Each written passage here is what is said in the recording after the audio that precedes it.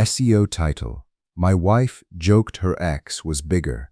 My silent response cost her everything she had. Character count 66. THUMB nail hook. My wife laughed. My ex was bigger. One cold line from me erased that smirk for good. If this story hits you, drop a like, subscribe, and share it with someone who needs to hear it. There's a version of a man who absorbs everything quietly and calls it patience. For 22 years, I thought that man was something to be proud of. I built a business with my hands, raised a son who wasn't mine by blood, and stood at the edge of every hard moment in my marriage without flinching. I was the steady one, the reliable one, the one who paid for everything and never made it feel like a transaction. Then my wife made a joke at a dinner table in front of 6 people, and I understood with a stillness that surprised even me that I had confused patience with surrender. What happened in the 96 hours that followed cost her more than she had ever calculated. And the thing about a man who builds businesses from nothing is this: he knows exactly how to count the cost of a bad investment. My name is Martin Cole. I'm 50 years old. The business is called Cole Industrial Supply, and I started it in a rented warehouse on the east side of town with 1 delivery truck, a used desk, and a handshake from a client who took a chance on me. That was 22 years ago. Now I hold contracts with manufacturing plants across 3 states, employ 63 people, and sign documents that move more money in a quarter than most people see in a decade. My hands used to lift hydraulic systems into truck beds. Now they sign contracts. But they remember what heavy feels like. The dinner was an anniversary celebration, 12 years married. Elaine had chosen the restaurant, Cortesi's, downtown, candlelit, the kind of place where the menu doesn't have prices and everyone at the table is performing some version of themselves they've been rehearsing all week. We were there with Thomas, one of my largest clients and a man I'd considered a real friend for the better part of a decade, along with his wife Sandra and David Marsh, an accountant whose firm handled 2 of my subsidiaries. Elaine was radiant that night. She wore a deep burgundy dress she knew I loved, her dark hair pinned up in a way that made her look like she'd just stepped out of a photograph. 15 years ago, when I met her at a charity function her father hosted, she had that same quality. The room tilted slightly toward her without anyone noticing they'd moved. I'd been 36 then, divorced, still carrying the scar tissue from a first marriage that collapsed under the weight of 70-hour work weeks. She was 24, laughing at something by the open bar, and I thought, this is what it looks like when someone hasn't given up yet. She had a son, Nathan, 2 years old, round-faced and stubborn even then. She told me honestly, early on, that his father was a chapter she'd rather not revisit, someone from a period of her life she'd moved past. I didn't press. What I knew was the boy in front of me, who called me Paul for the first year and then, quietly, stopped. That night at Cortesi's, Thomas had been working through his 3rd glass of wine when he made some offhand comment about anniversary gifts. Who spent more? Who got more? That kind of easy table talk that fills the space between courses. Elaine laughed at something he said, that laugh I used to live for, musical and unguarded, and then she leaned back slightly and said it with the casual confidence of someone who has never once considered the weight of their words. Well, she said, swirling her glass, at least my ex was more generous in that department. Martin's more of a practical gifts kind of guy. The table responded immediately. Thomas choked on his wine. Sandra covered a gasp with a giggle. David Marsh, who wore a tie to everything including casual Fridays, actually slapped the table. The laughter moved around the table like a current. Elaine raised her glass toward me with a grin. Oh, don't look me pareja serious, baby. It's a joke. I wasn't serious. I was already somewhere else entirely. Some quiet interior room where I go when something shifts from improvisation into decision. I set my napkin down on the table. Not quickly, not dramatically, just the way you'd set down something you were finished with. Then I looked at her. Not with anger, not with hurt, just looked. Thank you for telling me that, I said. 6 words, that was all. The laughter didn't stop abruptly, it just lost its footing. Thomas reached for the wine bottle. Sandra found something fascinating on her bread plate. David looked sideways. Elaine's grin flickered. You're not actually upset, she said. It wasn't quite a question. I stood, picked up my jacket from the back of the chair, and offered the table a measured smile. "Excuse me," I said, and walked out. No raised voice, no scene, no performance, just the door. Outside, in the parking lot, I sat in my truck for a long time with the engine off. The city moved around me. Traffic sounds, someone's music from 2 lots over, the distant rhythm of a Friday night that had nothing to do with what was happening inside me. I wasn't trying to calm down. I was already calm. That was the thing that surprised me. There was no storm. There was only clarity, arriving like a tide that had been building for months, choosing this exact moment to make land. I didn't drive home. I drove to the warehouse, the original one on the east side where everything started. It was past midnight when I turned into the empty lot. I still had a key to every door in that building. I walked through the loading bay, past the shelved inventory of hydraulic components and industrial generators, up the steel stairs to what used to be my office. The downtown office has marble floors and a river view. This one has a concrete floor, a garage sale chair from 1999, and the particular silence of a place that knows exactly who you are. I sat down and looked at my phone. 17 missed calls from Elaine. 17. I didn't play a single voicemail. Instead, I opened my email and started reading backward through messages I'd let pile up. Client responses, contract renewals, and then, buried 3 weeks deep, a message from Nathan. The subject line read, "Dad, I need to tell you something." Nathan never called me Dad in writing. He said it out loud all the time, easy as breathing, the way a kid says something that stopped being a choice years ago. But typed out like that, deliberate in the subject line, I felt the weight of it before I even opened the message. "Dad, I don't know how to start this. A few months ago, I saw something on Mom's phone. She'd left it face up on the kitchen counter and walked out of the room. I wasn't trying to look, but the messages were already open. They were from a contact just saved as R. They weren't friendly messages. I took screenshots because I didn't know what else to do with what I was seeing. I've been carrying this since August, and it's getting heavier. I was going to tell you in person, but every time I try, I lose my nerve. I'm sorry it's like this. I'm on your side. I always have been. Nathan." 3 attachments. I opened them one at a time. The first was a text thread. The contact labeled R. Messages that started flirtatious and moved, quickly, somewhere explicit. Dates from 4 months ago. Hotel names. Specific windows of time that corresponded precisely with the weeks I'd been traveling for contract negotiations in the East. The second was a photograph. Elaine in a restaurant booth I didn't recognize, leaning into a man I'd never seen. He was younger, mid-30s, built like someone who spent professional time on his appearance, arm around her shoulders, her head angled toward his in that particular way that belongs only to people who have stopped pretending they're just friends. The third was a transcribed voice message, Elaine's words, and I knew her voice well enough to hear them even on a screen. I know I should feel worse about it, but I don't. Martin is good, he's stable, he provides everything. But being with you reminds me that I'm still someone who wants more than stable. I sat with those words for a long time. The warehouse was completely quiet. The clock on the wall said 1:47 a.m. Boring, stable, practical. Every word she'd used at that dinner table, and every word she'd whispered into a phone, was the same word dressed differently. And I understood then that the joke hadn't been an accident. It wasn't a moment of carelessness fueled by wine. It was a truth she'd been living privately that had finally leaked into a public room because she no longer thought she had anything to lose by letting it show. She was wrong. I typed a response to Nathan. "You did the right thing. This isn't your burden to carry alone. And you didn't betray anyone. You protected what matters. I'm at the warehouse if you need to be somewhere that isn't home tonight. Whatever you decide, you're not in trouble. You never were. Dad." I hit send and leaned back in the chair.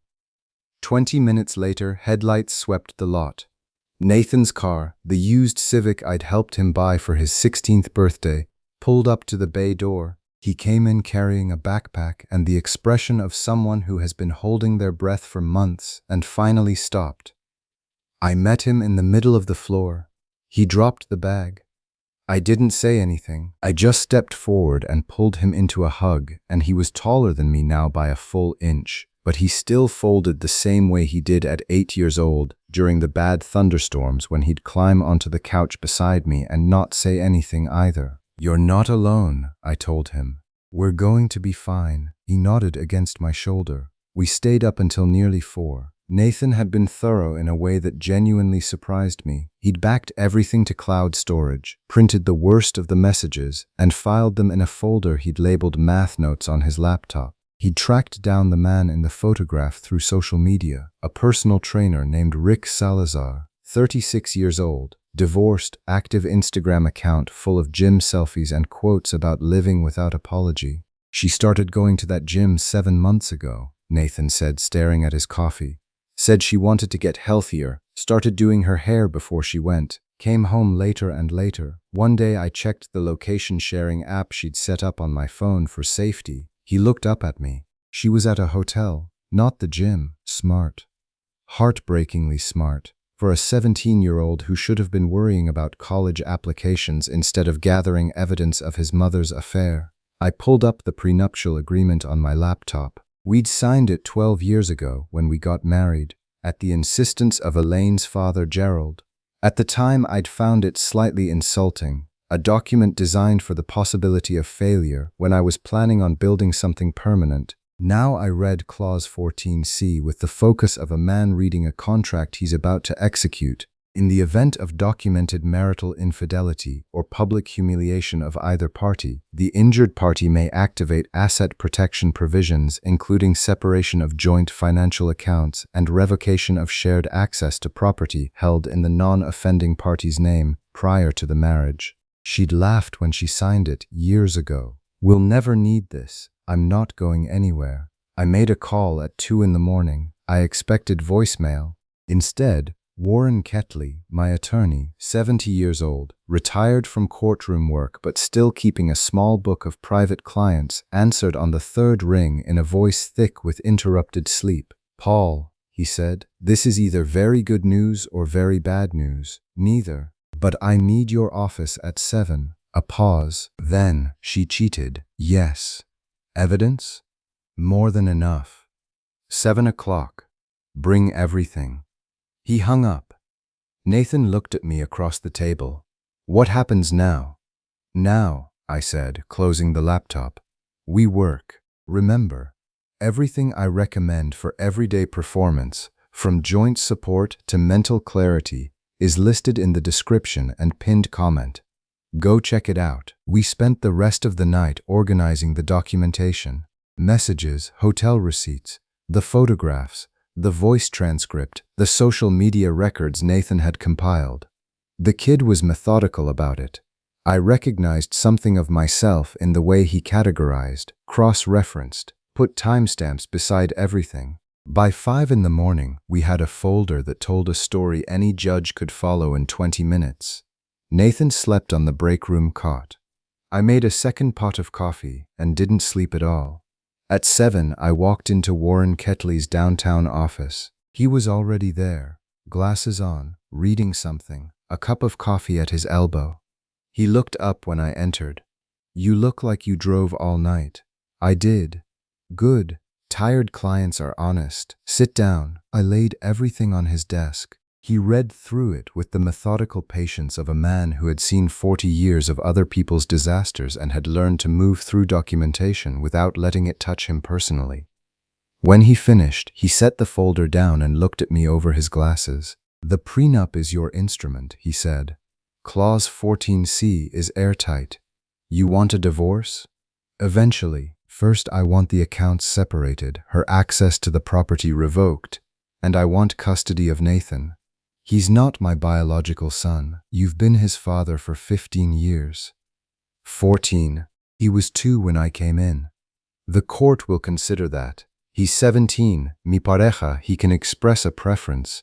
And given that the offending party is the biological parent and that she's the one who committed adultery," Warren leaned back. "You have a strong case, but it'll get ugly before it gets clean." "I know." He nodded slowly, the way an experienced man nods when he's already decided. I'll have papers filed by noon. She'll be served before close of business. The house, titled in your name, purchased 7 years before the marriage. Under the prenup, you can revoke her access. I'd recommend changing the locks simultaneously with service. I stood up. Do it. Warren looked at me for a moment. That long, weighing look of someone who has known you long enough to say things other people don't. I've known you 20 years, Martin. You're not a man who does this out of spite, but you are about to dismantle the life she's been living. Make sure you're ready for the aftermath. She made that joke, I said, in front of 6 people. She'd been doing worse in private for months. I'm ready, he nodded once. Then let's get to work. By noon, the joint account was frozen. By 2, the house locks had been changed. By 4, a courier delivered the divorce papers to Elaine's office. I spent the afternoon in a diner across town with Nathan, who picked at a plate of fries and said very little. He had the look of a person processing something in layers. Each time he thought he'd reached the bottom of it, another layer opened. She's going to call you, I said. I know, you don't have to answer. He looked up. What if she really cries? Then she cries. That doesn't change the sequence of events. He nodded. He was quiet for a moment. What about me? Like, what happens to me in all of this? I set down my coffee. You're my son. That's not a conditional statement. I don't care what any piece of paper says about biology. When this is over, you choose where you want to be. No pressure, no guilt, just your choice. He looked at me steadily. I already chose, he said. I chose the day I wrote that email. My phone moved on the table. A text from Warren. She's called the office 9 times, threatened litigation, told her to secure counsel. I showed Nathan. He almost smiled. She figured out, he said, that you're not the guy she thought you were. Yeah, I said, I think she's starting to. That night, alone in the warehouse office with the monitors showing the security camera feeds from the house, something Elaine had never known existed, I watched her come home at 3 in the morning. Still in the dress from dinner, heels in her hand, she moved through every room, checked the bedroom, pulled out her phone, called me 6 times, then tried Nathan, who had already gotten my message not to answer. I watched her sit down on the edge of the bed in that empty house and put her face in her hands. I felt something, watching that. Not satisfaction, not cruelty, something more like grief. The particular kind that arrives when you finally let yourself see what something was, instead of what you needed it to be. I turned off the monitor and went back to the documents. 3 days after the papers were served, a black Mercedes, the first recognized, pulled into the warehouse lot at 7 in the morning. Elaine's father, Gerald Park, 68 years old, built like a man who came up hard and stayed hard, who had spent his life accumulating enough power that he never needed to raise his voice. He climbed out of the car, straightened his jacket, and walked toward the entrance like someone who already knew what he'd find. Nathan was eating breakfast in the break room. He looked up at the sound of footsteps. "Grandpa Gerald," he said quietly. Gerald walked through the door. He did not look angry. He looked old in a way I'd never quite seen before, like something had settled on him overnight that he was still deciding how to carry. "Paul," he said. "Gerald." He looked at Nathan briefly, then back to me. "Can we speak privately?" We went into the office. He sat down across the desk, clasped his hands in his lap, and looked at the floor. Whatever speech he'd prepared on the drive over seemed to have rearranged itself. "She came to me yesterday," he said finally, crying, "told me you'd locked her out of the house, frozen her accounts, turned Kyle against her." He stopped. "I've known you 15 years. You're not a vindictive man." "Mi pareja," I asked her what really happened.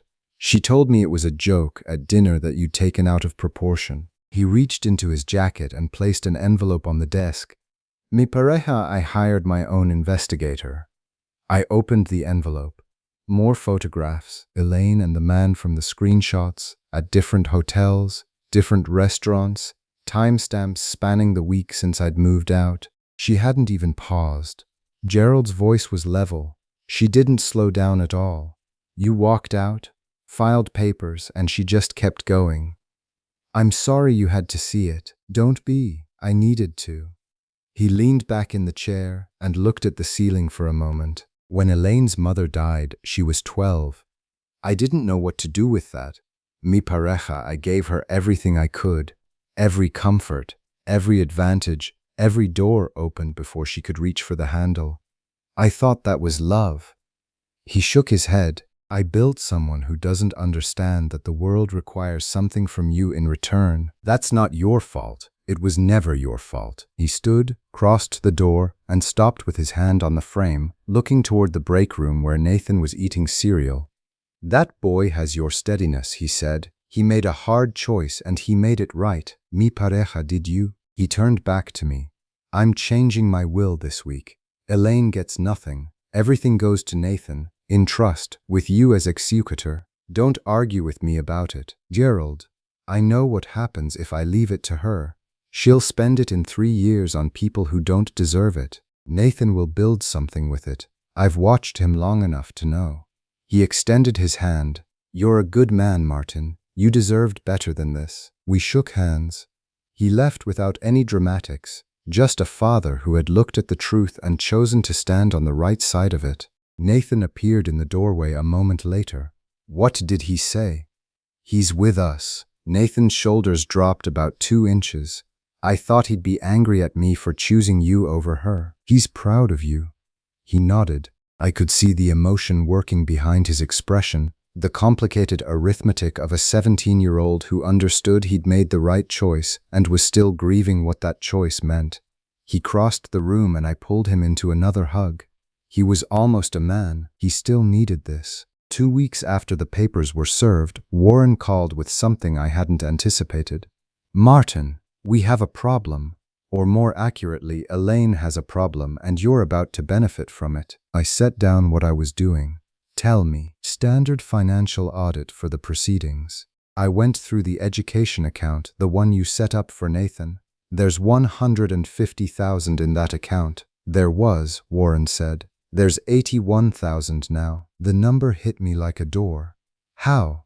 $69,000 withdrawn over the past 18 months. Multiple transactions, all executed by Elaine using her joint access. Cross-referencing with her credit card records, he paused. It appears the money was used to fund her personal expenditures. Hotel stays, restaurant charges, gifts. There's a $4,000 jewelry store charge that corresponds within the same week as an $8,000 withdrawal from Nathan's fund. I stood up and walked to the window. Outside, the morning shift was unloading a delivery. Normal, mechanical, completely removed from what I was hearing. She spent her son's college money, I said. Legally, it was a jointly accessible account. Me pareja, we can't call it theft in the criminal sense. But for our purposes in court, financial irresponsibility, misappropriation of funds designated for a minor, parental neglect, a judge is going to find this very significant. Document every dollar. Already building it. You'll have the full report by end of week. I ended the call and stood there for a moment. Nathan had been working part-time since he was 14. Every time he got a paycheck from stocking shelves or mowing lawns, he put half of it toward his college fund. He talked about engineering school the way some kids talk about sports careers, with a specific, grounded certainty that he was going to get there. And Elaine had been drawing it down 2 months at a time to cover hotel rooms. I walked out to the warehouse floor. Nathan was helping one of my crew move pump housings. He saw my expression and came over. What's wrong? Your college fund. Your mother withdrew $69,000 from it over the past 18 months. He went still. What? Hotels, dinners. She used the money you saved. He stood there for a long moment, processing. Then his jaw set in a way I recognized. Something hardening behind the eyes. Something that wasn't anger exactly but was adjacent to it. I worked for that money, he said quietly. I put in half of every paycheck I made since I was 14. I know. She just took it. Yes. He turned away, hands in his pockets, shoulders taut. I gave him the space. When he turned back, his eyes were clear, if red at the edges. I don't want to see her anymore. I know I said I'd think about it, but I'm done thinking about it. You're sure? She spent my future on her affair, Dad. That's not a mother, that's a thief. I put a hand on his shoulder. We'll rebuild the fund. I'll match what she took, dollar for dollar. You don't have to. Yes, I do. You earned it. You get to keep it. He nodded. Then, what happens to her now? She stands in front of a judge and explains herself. He considered that. Good, he said, and he meant it. Check the description and pinned comment. All our recommended products, from recovery to daily performance, are right there waiting for you. The envelope arrived 6 weeks after I filed. Thick cream paper, my name written in formal script, an invitation to the Lawson Foundation Annual Gala, 25 years of charitable work in industrial safety and education. Gerald's event. I'd attended 12 times, always with Elaine beside me, always playing the role of the devoted son-in-law who wrote generous checks and stood at the edge of conversations about legacy. Nathan walked in while I was staring at it. You going? Considering it? She'll be there. I know. He sat down across from me. What are you going to do? Show up, I said. Let people see that I'm standing. He was quiet for a moment. Can I come? Grandpa Gerald asked me to.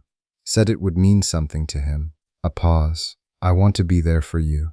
This kid, almost a man, carrying more than any 17-year-old should have to carry, still choosing to stand beside me. Then we go together, I said. The night of the gala, Nathan wore a charcoal suit I'd bought that afternoon. He kept adjusting his tie in the truck on the way over. You look like you belong in the room, I told him. I feel like I'm borrowing someone else's evening. You're not. You earned the right to be in any room you walk into. The Grand View Hotel ballroom was exactly what it always was. 200 people in their best clothes performing the version of themselves that gets photographed for the foundation's annual report. Business owners, city officials, donors from families whose names were on buildings downtown. I moved through the room with Nathan at my shoulder, shook hands, made conversation, acted like a man who had nothing to explain. And there, near the center of the room, Elaine, red dress. She always wore red when she wanted to command a space. Her hair was immaculate, her laugh carrying across the nearby conversations. She hadn't seen me yet. Gerald found us first. He shook my hand with both of his, then pulled Nathan into a hug that lasted long enough to mean something. I'm glad you came, he said to me. She's been telling people you had some kind of breakdown, that you turned Nathan against her and isolated yourself. What are people saying? Gerald smiled, dry and sharp. 3 separate people have quietly asked if you're all right. They're polite to her face. But in rooms like this, word moves fast, and people have known you longer than they've known her. He looked at Nathan. You should know that. Nathan nodded. I moved through the evening. I let people come to me. I didn't avoid Elaine's side of the room, but I didn't seek it out. Every few minutes I'd catch someone glancing between us, connecting what they knew with what they were observing. Then she saw me. Across the room, our eyes met. Her smile stopped mid-expression. The champagne glass in her hand adjusted its angle. I held her gaze for a long, even moment, then turned to the conversation I was in. Gerald's speech came at the end of the dinner. He thanked donors, announced scholarship recipients, and then, without warning, added one more thing. Before we close, I want to recognize someone. A man who came to this city with nothing, built something that employs 63 people, has quietly funded scholarships through this foundation for years without ever asking for acknowledgement, and who has been a father, in every meaningful sense of that word, to my grandson Nathan, who is here tonight. He looked at me. Martin Cole, would you stand? I stood. Applause filled the room. Nathan gripped my shoulder. Gerald continued, family is not always a matter of biology. It's a matter of showing up, of doing the hard work, of being present when it would be easier to disappear. Martin has been present. He looked at the room. We're grateful. I sat down. In the corner of my vision, I could see Elaine's face, drained of color, still, like something had been switched off. She left 10 minutes later. No goodbyes, just the click of heels on marble and then the door. Nathan watched her go. She didn't expect that. No, I said. That was the point. She tried to reach me 3 times that evening. Gerald intercepted the first approach. One of her friends intercepted the second with something whispered that made Elaine's expression harden. The third time, I simply turned and walked the other direction. She caught up to us in the lobby as Nathan and I were waiting for the valet. Martin, her voice was pitched low, controlled. We need to talk. We don't. Yes, we do. You've turned my father against me. You've taken Nathan. You've locked me out of a house I lived in for 12 years. A house I bought before you existed in my life, I said, titled solely in my name. We built a life there. You built a lie there. There's a difference. She looked at Nathan. Her expression shifted, softer, pleading, the face of a woman who knew which lever to try next. Nathan, sweetheart, can we just talk? Just the two of us? Nathan looked at her for a long moment. You spent my college money on hotel rooms, Mom. His voice was completely steady. I don't have anything left to say to you. I was going to pay it back.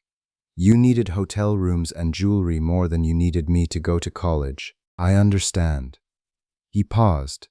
That's all I need to know about where I stood. Her face went white. I stepped slightly forward.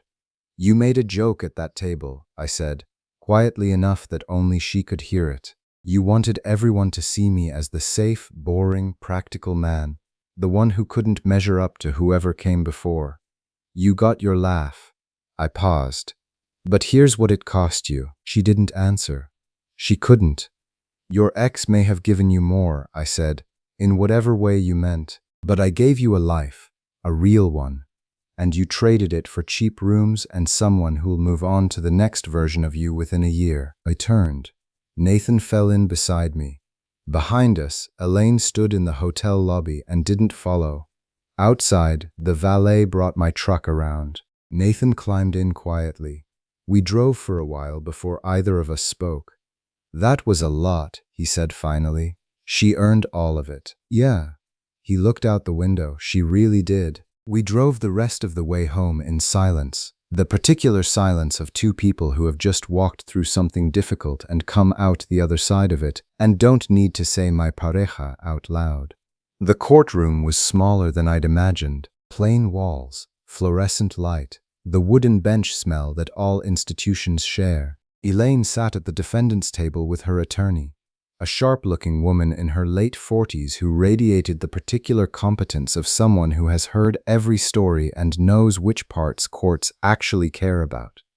Judge Arlene Vasquez entered, and we stood. 62 years old, gray hair, a reputation for exactness that Warren had mentioned with what I recognized as professional respect.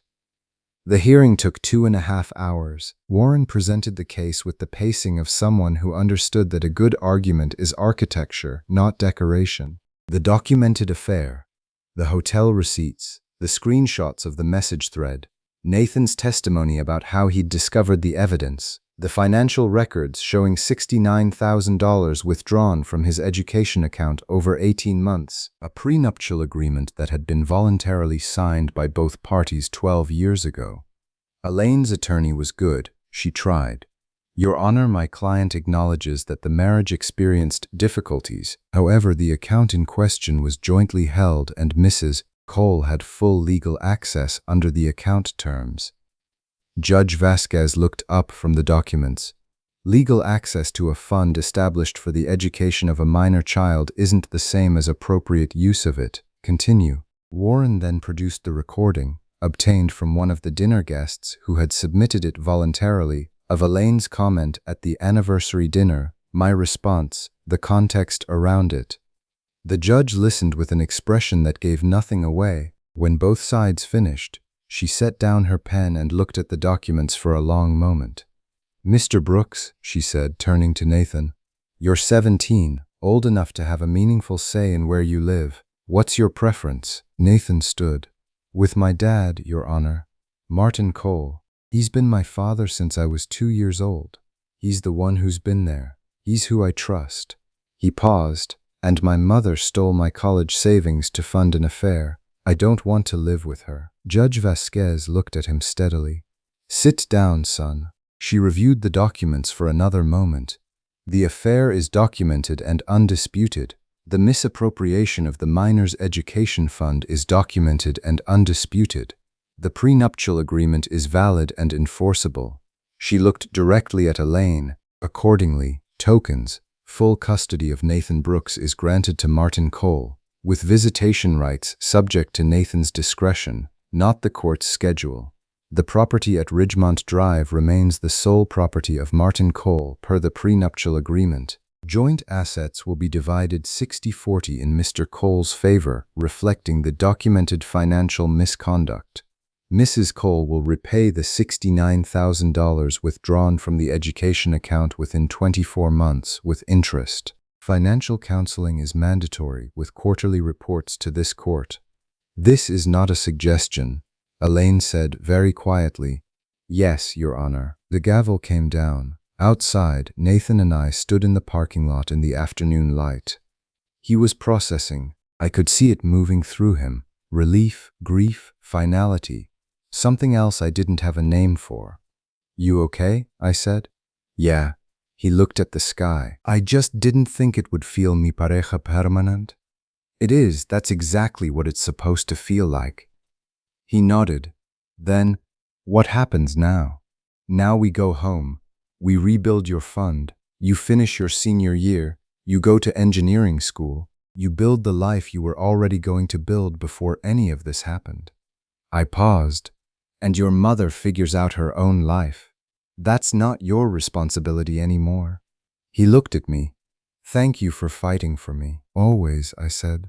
That's what fathers do. We drove home, and for the first time in months, neither of us was carrying anything extra.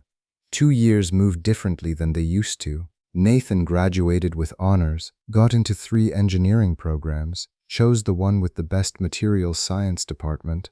His college fund was fully restored. I matched every dollar Elaine had taken and then added 60,000 more. He didn't ask me to. I didn't explain it. He just found out when Warren sent him the updated trust statement, and he called me from campus and didn't say anything for a moment. Dad, yeah, you didn't have to. I know. Elaine moved to an apartment near the old neighborhood. She took a job she'd never done before, retail management, long hours, different entirely from the life I'd built around her for 12 years. Gerald had followed through on every word. The will was changed, the trust was structured. She received nothing from his estate. She met her repayment schedule without missing a payment. I'll give her that much.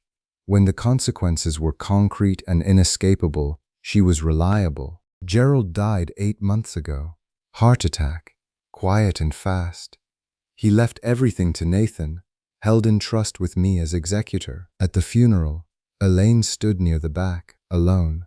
She didn't speak to anyone. Nathan gave the eulogy, talked about integrity, about what it looks like to be a man of your word, about what his grandfather had shown him regarding the difference between saying you believe in something and actually behaving as though you do. I sat in the second row and listened to my son sound like the person he'd been becoming since he was 17 years old and chose the harder, righter thing. I kept working, expanded the company, opened a second facility on the west side of the county, brought on 22 new hires, stayed single, stayed focused on building something that would last longer than any of the noise. And then, on an ordinary Thursday in October, I met someone. Her name was Claire Osei. 43, divorced, ran her own precision machining shop out of an industrial park on the south side of the city. She came to the warehouse looking for a specific grade of hydraulic coupling that her usual supplier had backordered. We stood at the parts counter and talked specifications for 40 minutes, and then she laughed at something I said, not the performance of a laugh, just the real kind that arrives without warning, and asked if I wanted to get coffee. I said yes. We moved slowly. Coffee became dinner. Dinner became long conversations about the businesses we were both building, the kids we were both raising, the versions of ourselves we'd each had to rebuild from something broken. She had 2 boys, 14 and 16, who treated her with the particular respect of kids who had watched their mother handle a hard thing with grace. She didn't want anything from me except honest company. After everything, that felt like the rarest thing in the world. Nathan met her 4 months in. They got along the way I'd hoped. She treated him like an adult, asked real questions about his engineering coursework, didn't try to be anything other than someone who was glad to be in the room. He texted me that night. "She's good, Dad. She's actually good." On Nathan's 19th birthday, we had dinner at the house. Claire cooked. Nathan talked about his semester, about a materials project he was leading, about the shape of the life he was assembling piece by piece. At the end of the night, as Claire was getting her coat, Nathan pulled me into the kitchen. "She makes you lighter," he said. "I can see it." "Oh yeah, you deserve that." He looked at me. "You deserve someone who knows what she has." After he left for campus the next morning, I sat on the back steps with my coffee and let the October air come in. I thought about the dinner at Cortese's, about a joke made in front of 6 people, delivered with the confidence of someone who expected nothing to change, about what a person reveals when they think there are no consequences. She had laughed at the boring, practical man, the checkbook with a pulse, the safe, stable choice who would swallow it and smile. That joke had cost her a house, a marriage, a son, a father's respect, and an inheritance. It had cost her the life I'd built around her for 12 years. I don't say that with satisfaction. I say it the way you note the outcome of any sequence of decisions. This led to this, which led to this, which led to this, which arrived here. My phone moved on the step beside me. "Claire, morning. Coffee? I'm heading your way." I typed back, "Already on." Life moves in one direction.